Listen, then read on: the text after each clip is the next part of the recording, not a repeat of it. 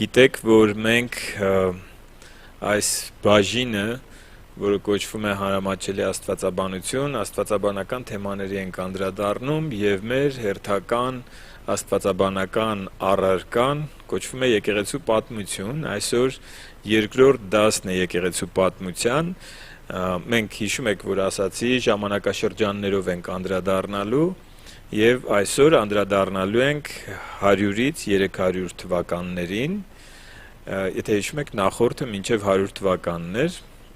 առաքյալների ժամանակաշրջանը, Հովանես առաքյալի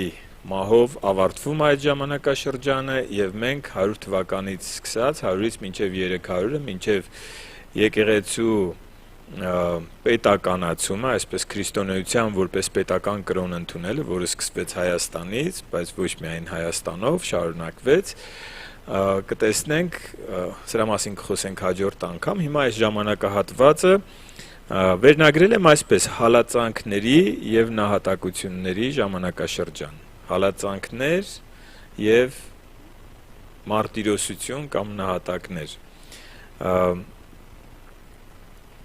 գիտեք,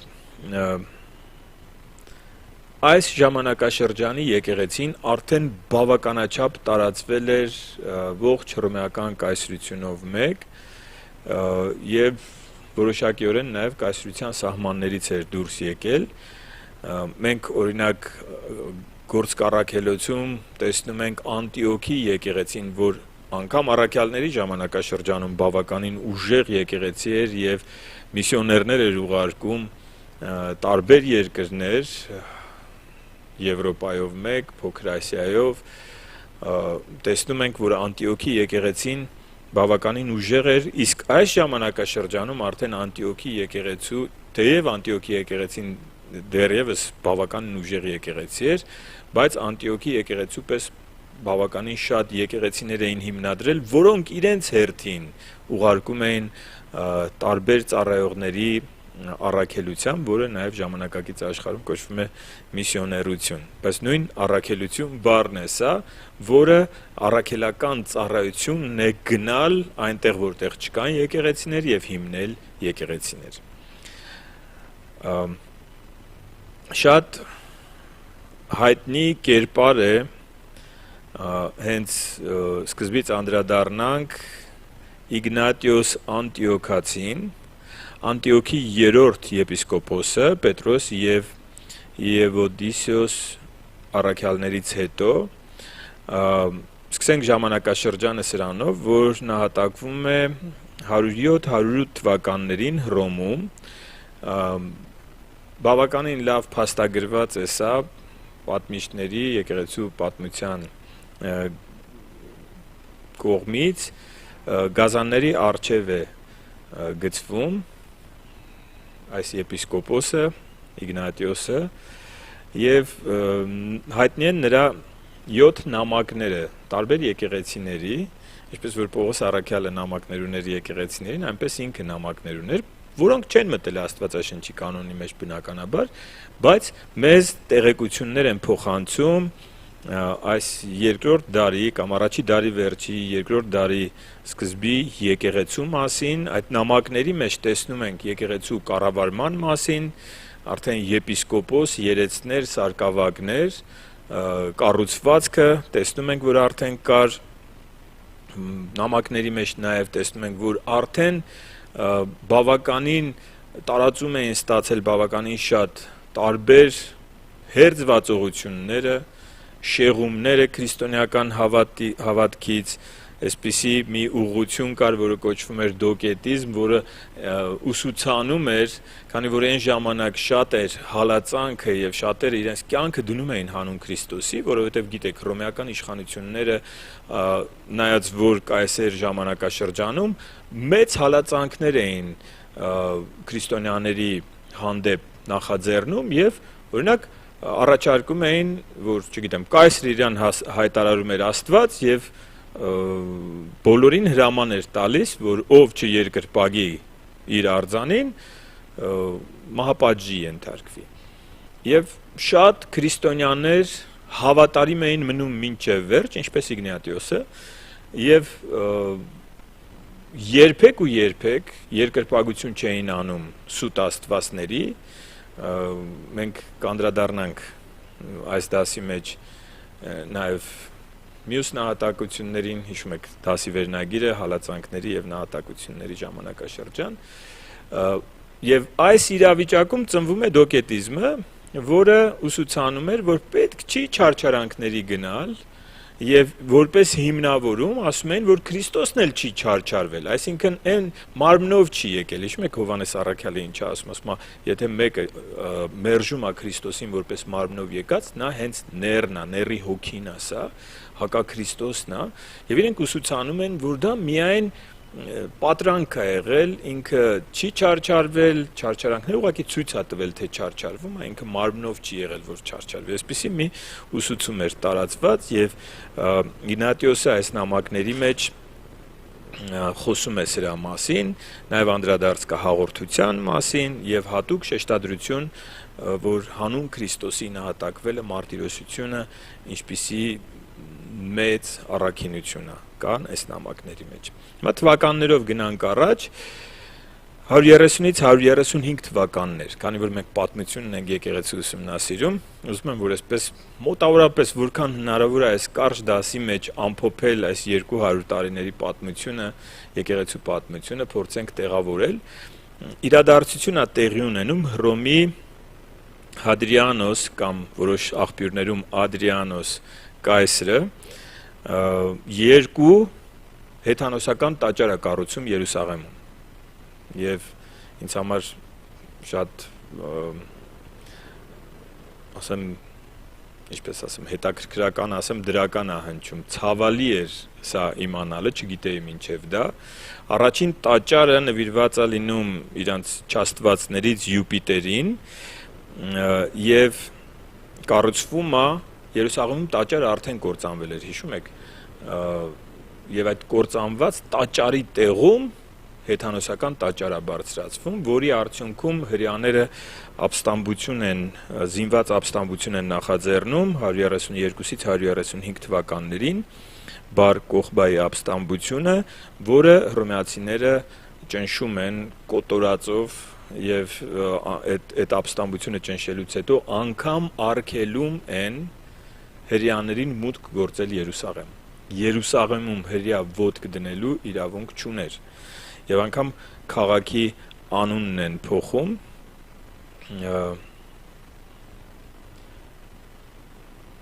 դնում են Aelia Capitolina, այդպիսի հռոմեական անուն են դնում։ Երկրորդ տաճարը կառուցում են Քրիստոսի խաչելության վայրում։ Եվ սա նվիրված է լինում Վեներայի այդ չաստվածուհու պաշտամունքին եւ Գողգոթա լեռան վրա հենց կառուցում են այս տաճարները արդեն հասկանում ենք որ եթե հոգեվոր աչքերով նայենք սատանան ու իր ողջ զորքը ուզում է այնպես անի որ հավատքի կարծես հետքերը ջնջի բայց այս երկու հեթանոսական տաճարն էլ կործանվում են, երբ որ Կոստանդինոսը արդեն մենք հաջորդ դասին կանդրադառնանք, Բյուզանդիայի կայսրը քրիստոնեությունը ընդունում իր հրամանով այս երկու տաճարներն էլ ավիրվում են։ Գանք 144 թվական, այսպիսի կարևոր տարեթվերն եմ առանձնացրել, այսպիսի մի քահանա է լինում, քահանա ասեմ, հոգևոր ծառայող ասեմ, որովհետև այն ժամանակ եկեղեցիներում այսպես այս մեր պատկերացրած քահանայությունը չկար դեռ, Մարկիանոս անունով, Մարկիանոս Սինոպացի եւ 144 թվականին ինքը ապրել է 85-ից 160 թվականներին, 85-ին ծնվել է, 160-ին մահացել, 144-ին եկեղեցին իրեն հայտարարում է հերետիկոս, այսինքն շեղված։ Ինչ էր Մարկիանոսը ուսուցանում, նախ ասեմ, որ Մարկիանոսը ամենավտանգավոր հերձվածողներից մեկն էր եւ իր համար այն ժամանակ դեռ չկար Աստվածաշնչի կանոնը, իր համար ինքը Աստվածաշնչի ինքը մերժում էր 5 կտակարանը եւ նոր գտակարանից էլ եթե չեմ սխալ միայն Ղուկասի ավետարանն էր վերցրել Պողոսի 10 թղթերը, այն Ղուկասի ավետարանից հանել էր հրեաներին վերաբերող ամեն ինչ։ Եվ իր համար այսպես առաջին աստվածաշունչն էր կազմել եւ ինքը ուսուցանում էր, որ կա երկու աստված, 5 գտակարանի աստվածը եւ նոր գտակարանի աստվածը, 5 գտակարանի աստվածը չար աստված էր, նոր գտակարանը բարի էր, մի խոսքով անհեթեթություն, բայց մարդիկ հավատում էին, ինքը հիմնեց եկեղեցու կողմից մերժվելուց հետո, միջալուց մի հետաքրքիր փաստ կա իր հետ կապված, ինքը եպիսկոպոսի որդին էր եւ բավականին հարուստ էր, երբ որ տեղափոխվում է Հռոմ, մեծ գումար է նվիրաբերում տեղի եկեղեցուն եւ այդ գումարի արդյունքում բավականին ընդունելություն է ունենում, բավականին մեծ գումար է այն։ Այս ամեն ինչը ես ասում եմ, որպեսզի մենք դասեր քաղենք, հա? Դասեր քաղենք, պատմության առարկան ընդհանրապես նրա համար է, որ մենք եկեղեցու պատմությունից դասեր քաղենք եւ այսպես առաջ է գնում, բայց եկեղեցին իրան հայտարարում է հերետիկոս, երբ որ իր ուսուցումներին ծանոթանում է։ Իմիջիալոց իր ուսուցումները այդ մարկիանական եկեղեցին կամ մարկիանոսի եկեղեցին խիստ ճգնավորական, այսպես խիստ կանոններով եկեղեցի է լինում, շատ մանրամասների մեջ չմտնեմ։ Տերտուղիանոսը գիրք է գրում հատուկ իր սխալները, իր շեղումները բացահայտելու համար ընդդեմ մարկիոնականության եւ այդ եկեղեցին գոյատևում է մինչեւ, որը կարելի է ճակերտավոր եկեղեցի կոչել, որովհետեւ սա շեղված ուղղություն էր, մարդկանց ճշմարտության ճանապարհից շեղող մի ուղղություն,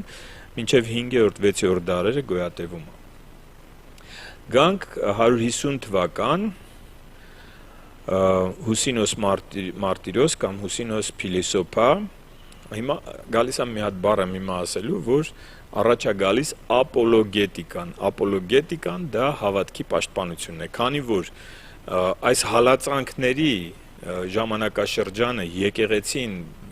պետության կողմից ճնշվում էր, իշխանություն ունեցողները ճնշում էին եկեղեցին եւ դա հասարակ ճնշում չէր, կյանքի մահու պայքար էր։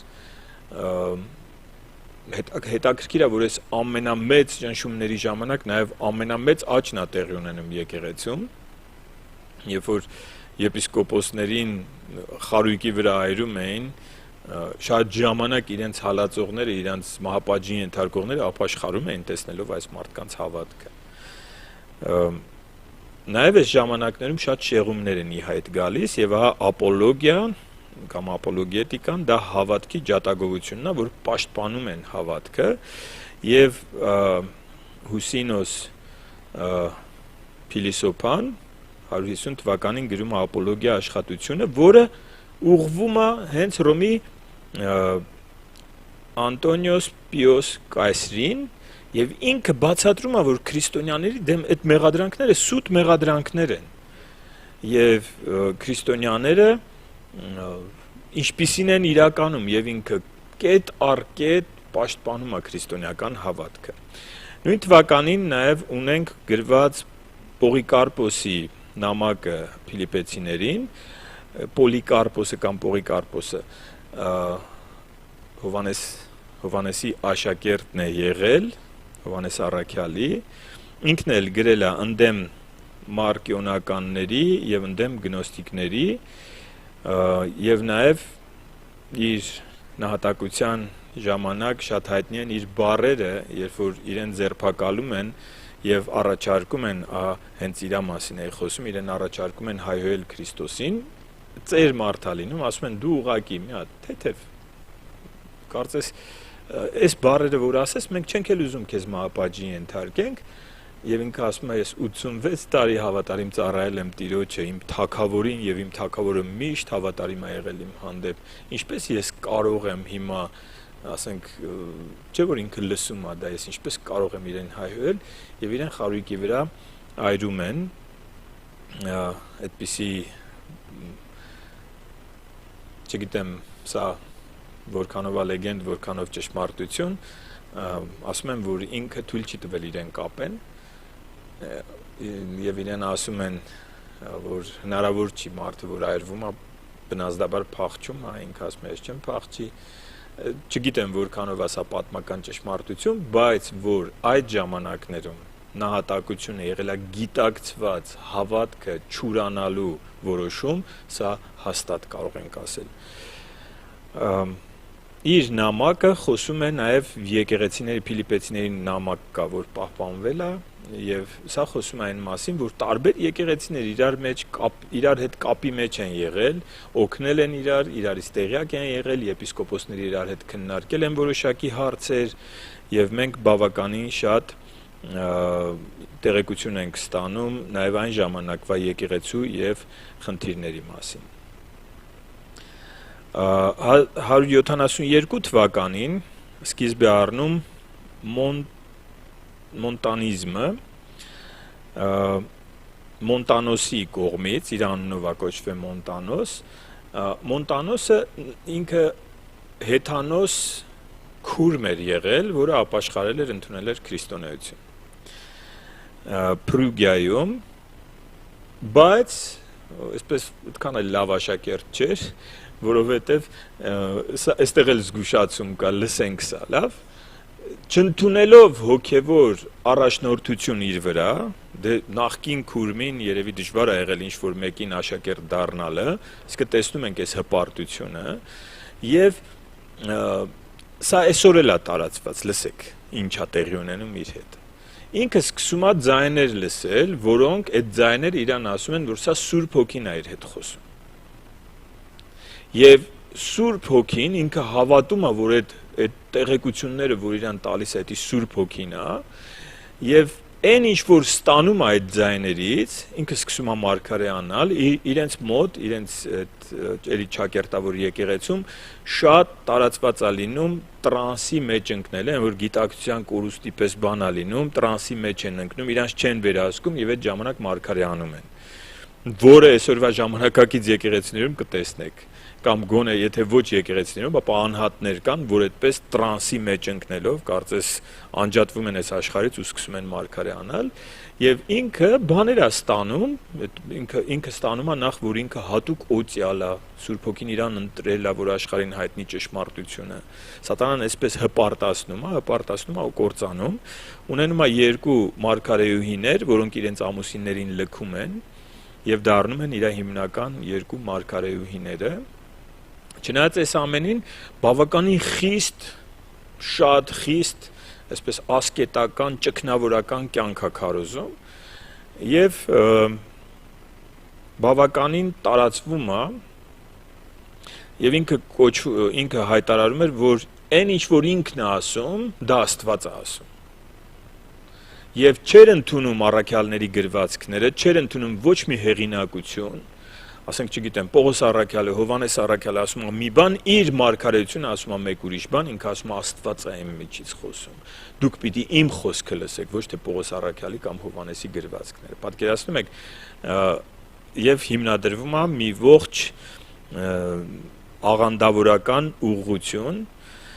իր պատկերացման մեջ մարգարեությունները վերեն գրվածքներից։ Հիշում եք առաջին Կորինթացիներ 14-րդ գլխում գրված է ոմանք մարգարեանան, ոմանք քննեն։ Եվ պետք են ուսուցիչներ, որ քննեն մարգարեությունը, որովհետև Սուրբ Հոգին չի կարող իր խոսքին հակասի։ Չի կարող մարգարեությունը հակասի Աստվածաշնչին, եւ այստեղ այս շեղումը կար, եւ այս շեղումը դարձավ մի ամբողջ եկեղեցու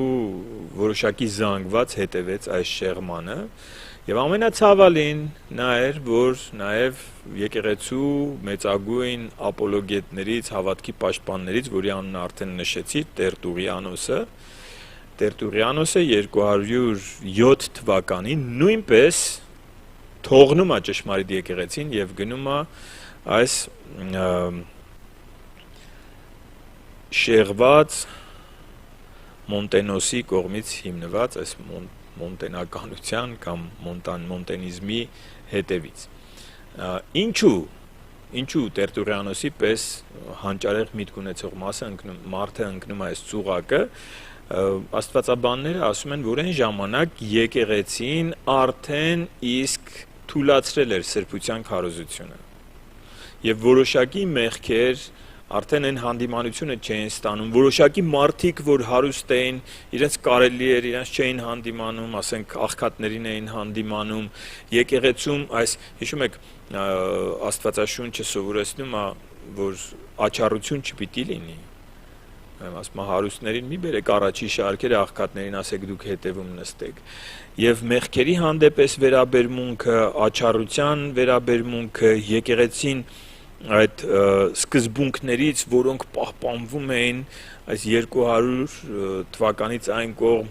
երկրորդ դարի սկզբում արդեն թույլատրել էր եւ ինքը հիասթափվում է այդ եկեղեցուց, իսկ այնտեղ էլ ճգնավորական խիստ կյանք էր։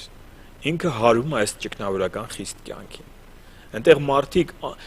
տեսեք մարդը ինչա նայում է, տեսնում է այստեղ մարդիկ տառապում են ու իրենց հավատքի համար, չի նայում այդ հավատքը հակասում է Աստծո խոսքին, թե ոչ։ Իրենց հավատքի համար պատրաստ են զրկանքների, իսկ այնտեղ մարդիկ թույլատրել են սրբության քարոզությունը եւ Տերտուլիանոսին ձգում է այս շեղված ուղղությունը եւ ցավալիորեն ինքը դառնում է դրա հետևորդը։ Գանք առաջ 180 թվական, 180 թվականին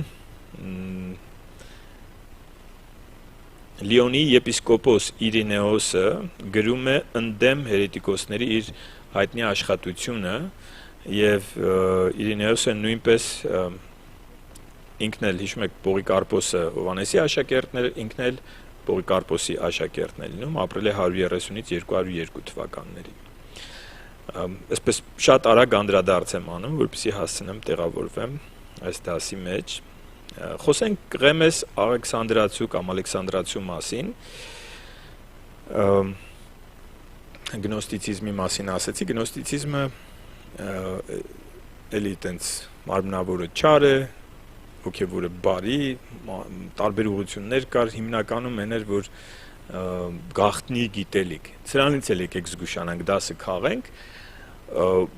Աստվածաշնչի մեջ մարդիկ կամ փնտրում են գաղտնի գիտելիք, Աստծո խոսքը ասում է զգույշ եղեք, այս պարզությունից, ավետարանի պարզությունից չհեռանաք, պարզ գրված է Աստվածաշունչը, մարդիկ կան ասում են այստեղ գաղտնի ինֆորմացիա կամ միայն հատուկ ընտրված օծյալներն են կարողանում դա վերցնեն, դուք հասարակ ժողովուրդը երբեք չեք հասկանա դա, եւ մենք ձեզ ոնց բացատրենք, դուք դա այդպես պիտի ընդունեք, սա Աստվածաշունչ չի, Աստվածաշունչը ասում է պարզ հասկանալի կերպով գրված է ամեն ինչ,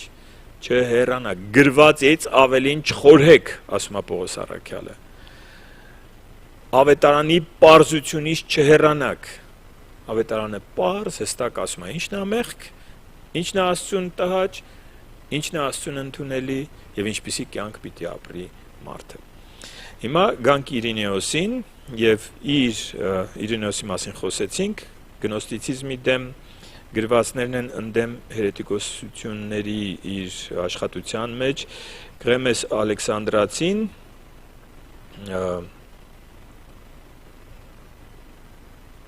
երեք կարևորագույն աստվածաբանական աշխատություն է գրում, որոնք կրկին եկեղեցու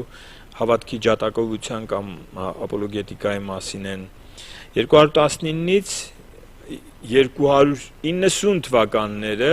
այս երկու դպրոցների զարգացման բավականին շատ Անտիոքի դպրոցը եւ Ալեքսանդրիայի դպրոցը, սրանք քրիստոնեական կենտրոններ էին այդ ժամանակաշրջաններում, որտեղ հոգևոր կրթություն էին ստանում մարդիկ եւ ուղարկվում էին աշխարհի ծայրերը, տարբեր տեղեր եկեղեցիներ հիմնելու եւ հիմնականում հավատքի պաշտպանության, հավատքի ջատագովության, ապոլոգետիկայի վրա էր շեշտադրությունը։ 220 թվական Սաբելիոս անունով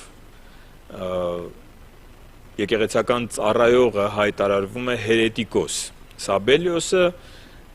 ժամանակակից լեզվով ասած մոդալիզմի գաղափարներն էր քարոզում, եթե մոդալիզմ բառը չգիտեք ոչինչ, բայց զգուշացեք այս գաղափարախոսությունից, որովհետև երրորդությունը մերժող գաղափարախոսություն է, որը վկաների պես չի, որ ասի արիոսականությունը չի, որ ասի որդին Աստված չի, Սուրբ Հոգի չկա։ Գիտեք, վկաների մոլորությունը մերժում է Քրիստոսի Աստված լինելը եւ նաեւ Սուրբ Հոգու անձ լինելն է մերժում։ Այս մոդալիզմը, որ Հայաստանում էլ կան, պիտի ուշադիր ու զգույշ լինեք, հիմնականում ես ճանաչում եմ, հիմա այս դասի մեջ իր անունը չեմ տա բնականաբար, նամակներ էր գրում մեր եկեղեցու անդամներին, ասում էր ձեր հովին չտեղեկացնեք, ինքը ձեզ սովորեցնում, ընդհանրապես քրիստոնեությունը ժամանակակից եւ պատմական քրիստոնեությունը, որ երրորդությունը ընդունում է, ձեզ սովորեցնում է 3 աստվածների պաշտել, մի հատ էլ նկար էր ուղարկում 3 գլխով չաստվածների կուրքերի նկար էր ուղարկում, ասում էր դուք դժոխք եք գնալու, բայց եթե ձեր հովին չասեք, ինչու ձեր հովին չասեք, որովհետև ինքը մոլորությունը հենց տենց է, ձեզ կտրում է եկեղեցուց ու նոր մոլորեցնում է, որովհետև եթե հովին ասեք, հովիվը ցույց կտա, որ դա նոր չի։ Հենց երկրորդ դարից արդեն այս շեղված ուսմունքը կա, եւ այդ ուսմունքը հետեւյալն է ասում, չի ասում հայերը միակ Աստվածն է, որդին Աստված չի, Սուրբ Հոգի էլ չկա։ Ինքը զորություն է, ոնց որ վկաներն են ասում, չէ, ասում է իրանք 3 անձեր չեն։ Իրանք մեկ անձ են։ Մեկ անձն է։ Հայրը որդին է, որդին Սուրբ Հոգին է, Սուրբ Հոգին էլ հայրն է։ Թվում է թե ինչ տարբերություն, մեծ տարբերություն կա, որովհետև Աստվածաշունչը 3 անձեր է մեզ սովորեցնում։ Մի տեղ կա Աստվածաշնչում, որտեղ հայրը երկնքից խոսում է, որդին մկրտությունից հետո ջրից դուրս է գալիս, Սուրբ Հոգին էլ իջնում է։ Հիմա ո՞նց կարա հայրը որդին լինի, որդին էլ Սուրբ Հոգին, Սուրբ Հոգին էլ հայրը։ Այսինքն մենք տեսնում ենք 3 անձեր։ Որդին խոսում է հոր հետ։ Հիմա պիտի հասկանանք ինչ է անձը։ Ոնց կարա որդին հոր հետ խոսի, հայրը պատասխանի, օրինակ աղոթք անում, եթե հնարավոր է, չէ՞, այս բաժակը հեռացրու ինձանից, կամ հայրը վերևից խոսում է ահա իմ որդին, որ ունի այն ողջ բարեհաճությունը, չի կարա նույն անձը լինի, սա բնական է, որ չի կարա նույն անձը լինի, բայց երրորդություն մերժելու այսպիսի վարդապետություն է հիմնվում, որը ժամանակակից լեզվով ասած բավականին տարածված։ Մեր եթե լսեք կրոնների դասերը, բրեն համականության մասին դասը, կտեսնեք, թե որքան տարածված է դա ամբողջ աշխարհով մեկ եւ քրիստոնեության անվան տակ է տարածվում։ Գնանք առաջ 250 թվական, 250 թվականին առանձնացնենք Որիգենեսի ընդդեմ Կերսոսի աշխատությունը, կրկին ապոլոգետիկա, որտեղ պաշտպանվում է քրիստոնեության ողջամիտ հավատք լինելը եւ կետ առ կետ տրամաբանական եւ ողջամիտ հավատքի, այսպեսի փիլիսոփայական աշխատություն է սա, նույն 250 թվականին Կարթագենի եպիսկոպոս Կիպրիանոսի նահատակությունն է տեղի ունենում, 284-ից 305 թվականները հայտնի են Դիոկրետիանոս կայսեր դաժան հալածանքներով, շատ դաժան հալածանքներ են տեղի ունենում եւ այս հալածանքները եկեղեցուն ոչինչ չի կարող կոտրի։ Ընդհանրապես եկեղեցուն դրսի ճնշումները երբեք չեն հաղթել, եկեղեցուն հաղթել են ներսի պառակտումները եւ ներսից ծնված հերետիկոսությունները, շեղումները։ Դրա համար մենք շատ ուշադիր պիտի լինենք։ Պատկերացրեք մարմինը դրսից Աստված պաշտպանում է, ոչինչ դրսից իր մարմնին չի կարողանում վնասի, բայց ներսից, երբ որ անդամները որոշում են չենթարկվել գլխին,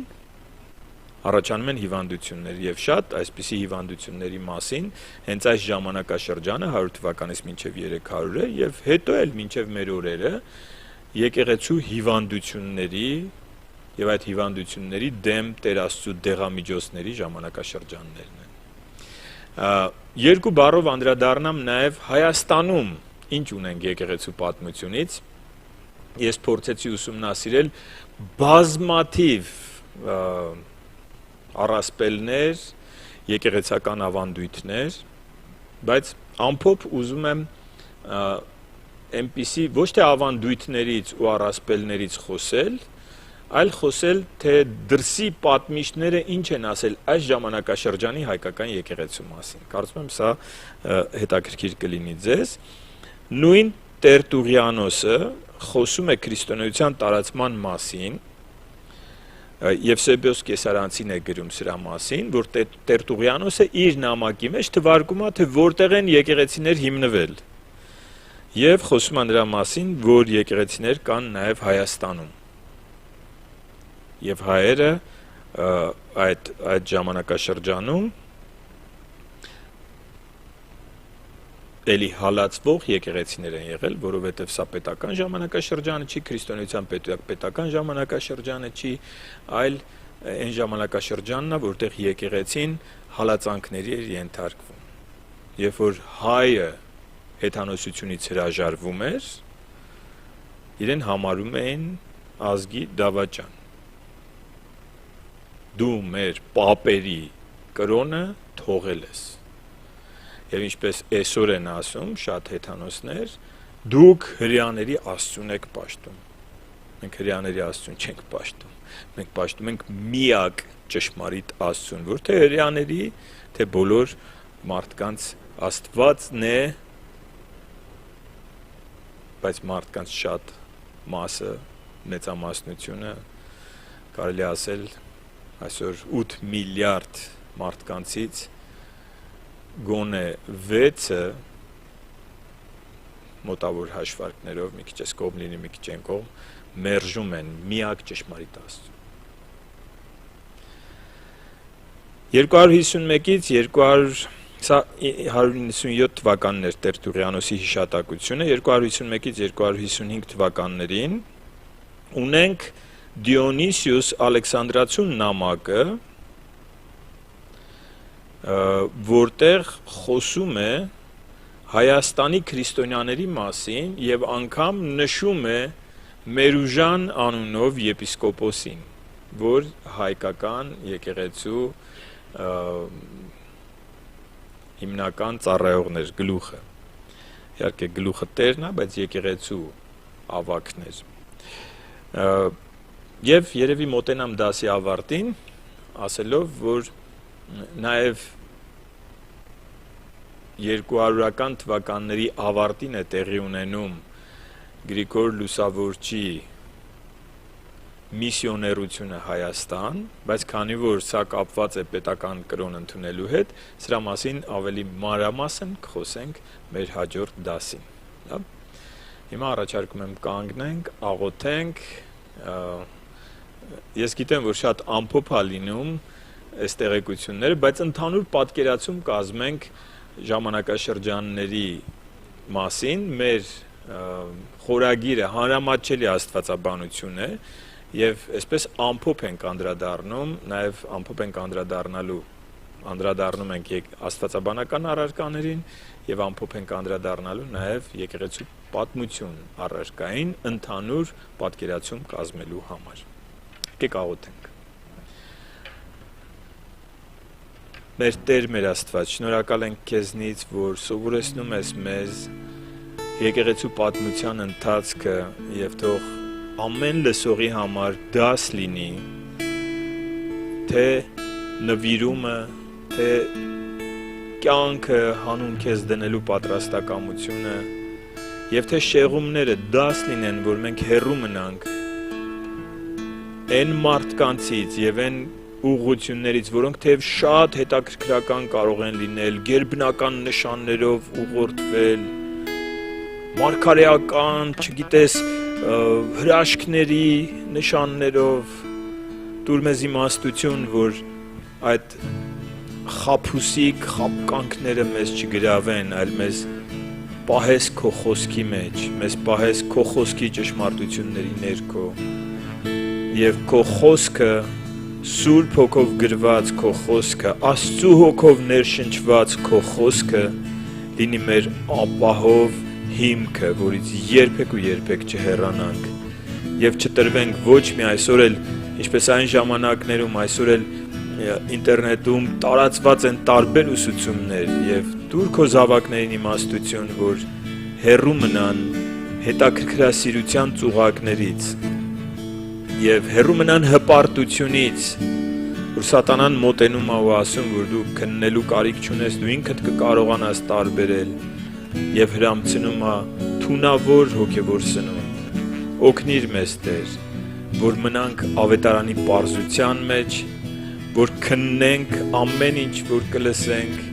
եւ օգտվենք հոգեվոր առաջնորդների ծառայությունից եւ խորհուրդներ հարցնենք։ Օգնիր մեզ, Տեր, Տեր Հիսուս Քրիստոսի անունով ենք աղոթում։ Ամեն։